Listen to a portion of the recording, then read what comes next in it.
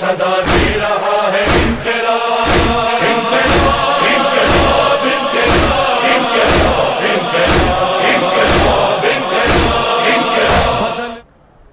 نقشہ امام کار اصلی امام بنای یک نظم مدنی سیاسی بر اساسی عقلانیت اسلامی بود. مقدمه لازم این کار این بود که نظام پادشاهی که هم فاسد بود، هم وابسته بود، هم دیکتاتور بود، ریشه گم کنه.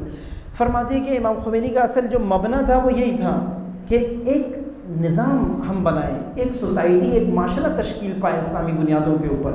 خود انقلاب اسلامی کو امام خمینی فرماتے تھے کہ یہ انقلاب اسلامی مقدمہ انقلاب جہانی و انقلاب امام زمانہ حضرت مہدی اجل اللہ تعالیٰ فرجہ الشریف کا.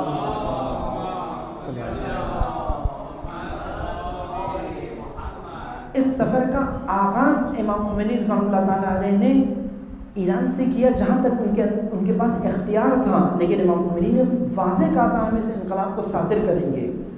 اور آج جو کچھ عراق کے اوپر ہو رہا ہے، آج جو کچھ بحرین میں، نائجیریا کے اندر، لبنان میں، فلسطین کے اندر، یمن کے اندر جو کچھ ہو رہا ہے، یہ اسی صدور انقلاب کی وجہ سے ہے. کچھ لوگوں نے اس انقلاب کو مرکز انقلاب اسلامی سے لے کے اپنے کاندھوں پہ یہ ذمہ داری لی، شہید عارف حسین الحسینی کی طرح، کہ اپنی ملتوں کے اندر جا کے اس انقلاب کو منتقل کیا، صادر کیا. امام خمینی کی فریادوں کو بھی، امام خمینی کے افکار کو بھی، امام خمینی کے دردوں کو بھی، امام خمینی کے درسوں کو بھی.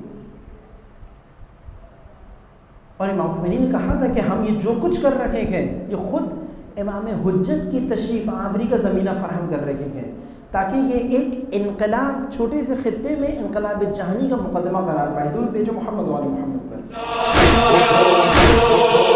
چلو چلو اٹھو اٹھو کے صدا دے